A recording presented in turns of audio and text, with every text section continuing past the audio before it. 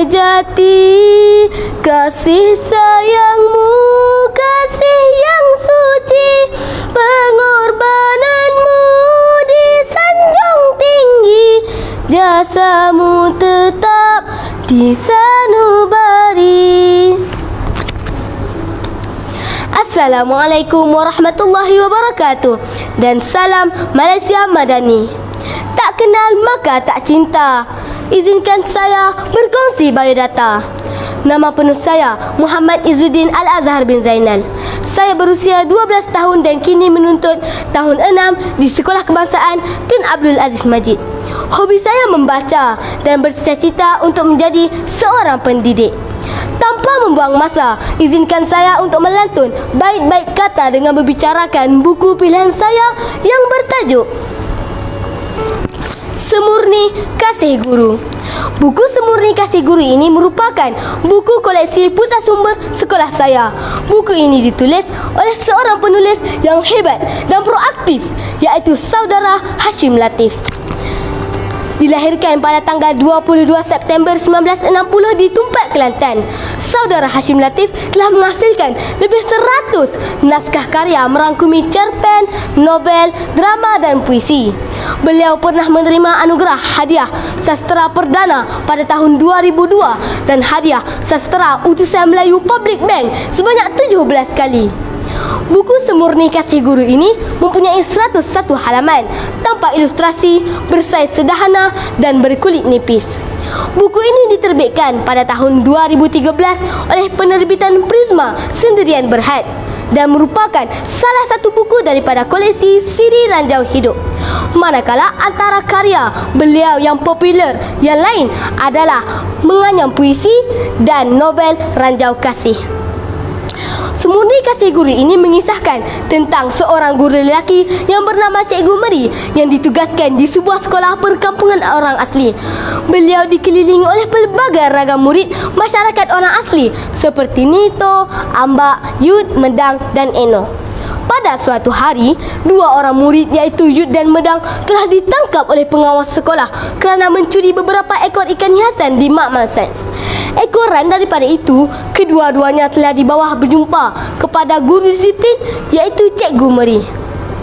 Sebagai guru yang bertanggungjawab, Cikgu Meri telah mengenakan hukuman yang setimpal kepada Yud dan Medang. Rupa-rupanya tindakan Cikgu Meri itu telah membuatkan kedua-dua sahabat ini merasa sakit hati dan berdendam kepada Cikgu Meri. Dendam mereka tidak mernoktah walaupun mendapat perkhabaran bahawa Cikgu Meri telah disahkan mengidap penyakit buah pinggang yang kronik. Yud dan Medang tetap enggan menziarahi Cikgu Meri. Sehinggalah pada suatu hari, Cikgu Meri telah mendapat sepucuk surat pertukaran ke daerah lain. Timbul rasa penyesalan di hati Yud dan Medang. Mereka teringatkan Cikgu Meri yang sering mengadakan kelas tambahan bagi pelajarnya yang lemah dalam matematik. Puas Yud dan Medang memujuk Cikgu Meri agar tidak bertukar, sehinggakan mereka menganggap Cikgu Meri sengaja bertukar kerana bencikan mereka. Oh, rupa-rupanya Cikgu Meri bertukar untuk memudahkan urusan rawatan penyakitnya. Akhirnya, dengan berat hati, mereka terpaksa melepaskan Cikgu Meri bertukar ke daerah lain. Pada pendapat saya, buku karya Saudara Hashim Latif ini menarik dan tidak mengecewakan. Karya beliau yang santai ini sangat sesuai untuk bacaan pelbagai peringkat umur, khususnya untuk pelajar seperti saya. Gaya penulisannya menarik dengan penggunaan bahasa aras rendah dan perkataan yang mudah difahami serta plot jalan ceritanya tidak membosankan. Penceritaan bermula secara mendatar dan lebih kepada pengenalan latar belakang masyarakat orang asli seperti aktiviti menyumpit, membuat raga buluh, sumpitan dan sebagainya.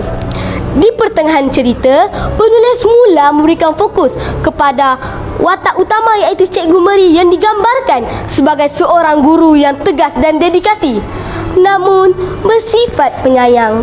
Jangan lupa ya, dua orang watak yang sering menghuru-harakan kehidupan Cikgu Meri iaitu Yud dan Medang. Pembaca akan ralik membaca betapa nakalnya watak Yud dan Medang. Menjurus ke akhir penceritaan, saya semakin teruja dan tidak sabar membaca helaian demi helaian untuk mengetahui kesudahan jalan cerita. Plot cerita berakhir dengan satu kepuasan apabila saya membaca garapan nilai-nilai murni yang menyentuh hati, seperti watak Yu dan Medang yang mula belajar menghormati dan menghargai seorang guru, juga watak Cikgu Meri yang penuh dengan sifat kasih sayang dan pemaaf terhadap anak-anak didiknya.